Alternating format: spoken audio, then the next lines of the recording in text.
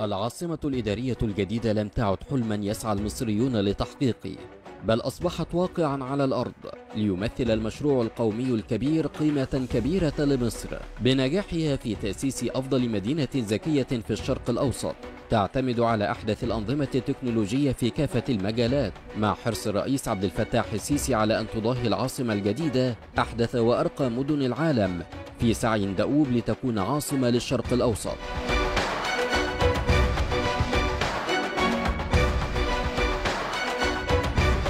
مشروع العاصمة الإدارية الجديدة يعد مشروعا استثماريا واعدا من الدرجة الأولى، خاصة وأنه يمثل قيمة مضافة للأراضي الصحراوية المقام عليها، حيث تم تقييم المتر عند البدء في إنشاء المشروع ب100 جنيه فقط، ليصل سعر المتر مع الإقبال على حجز الأراضي والوحدات بالعاصمة الجديدة إلى 17,000 في بعض المناطق، مع اكتمال توصيل المرافق وبيع 20,000 فدان من أراضي العاصمة الإدارية حتى الآن.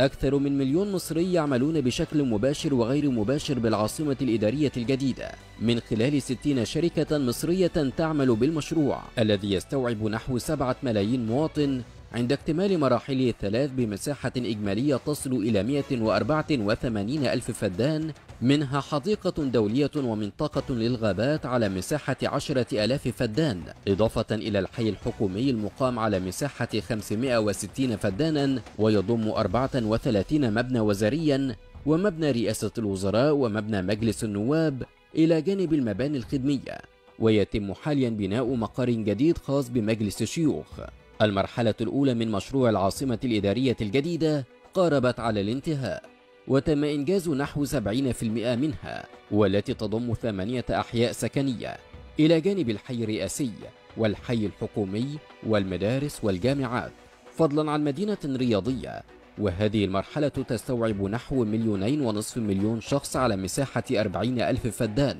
وهو ما يعادل مساحة العاصمة الأمريكية واشنطن. ويجرى التخطيط حاليا لبدء المرحلة الثانية التي سيتم فيها تنفيذ العديد من الأفكار الجديدة على مساحة 47,000 فدان، ويتم في هذه المرحلة التركيز على جذب البراندات العالمية في جميع المجالات، وسيتم تقسيمها إلى مدن كمدينة للسجاد وأخرى للمفروشات وثالثة للسيارات، مع إقامة مراكز تجارية متخصصة والتواصل مع شركات عالمية كبرى مثل مايكروسوفت وأمازون وغيرها من الشركات لحجز مكانها في المشروع القومي والانطلاق من العاصمة الإدارية الجديدة للعالم، خاصة وأن إجمالي الاستثمارات في المرحلة الأولى للمشروع يتراوح ما بين 700 و800 مليار جنيه، لم يكلف المشروع الدولة جنيها واحدا منها، إضافة إلى الاعتماد على الأفكار والعقول والشركات المصرية لتنفيذ العاصمة الجديدة.